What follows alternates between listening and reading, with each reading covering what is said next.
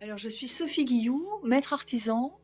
Je suis installée à Pompadour, à côté de la Poste, en bas de la Grande Place. Et mon métier, c'est maroquinière.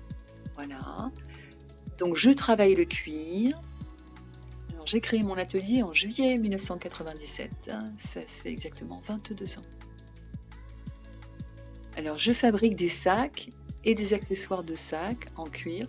Ce sont des modèles que je crée ici, en fonction de ce qu'on me demande ou en fonction de mes envies ou de l'utilité que ça peut avoir. Souvent, ce sont des belles pièces qui sont doublées pour les sacs, j'entends. Je travaille aussi sur demi-mesure, c'est-à-dire je reproduis des modèles mais que je personnalise en fonction de la longueur de la sangle, la personne choisit son cuir, la couleur, l'agencement intérieur.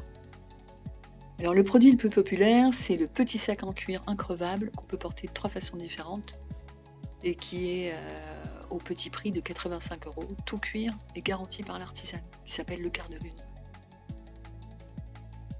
Alors, le processus de création et de production, je dirais, puisque une création, un artisan crée et produit ensuite ses créations.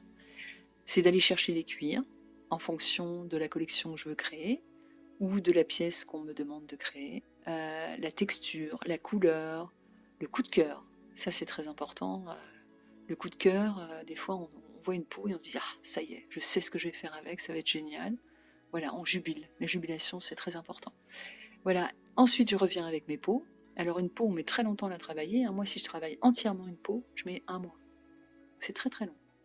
Donc, il y a tout un tas de petites étapes qui commencent par le dessin. Ensuite, on réalise le dessin en 3D, en 2D, sur un gabarit en carton. Au millimètre près, on applique le carton sur la peau, on coupe et on a les pièces de son sac, par exemple, si c'est un sac.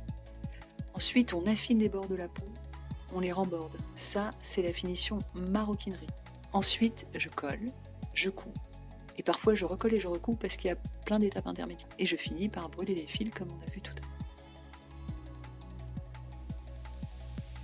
Ce qui me passionne, déjà, c'est une matière sensuelle, donc c'est tactile.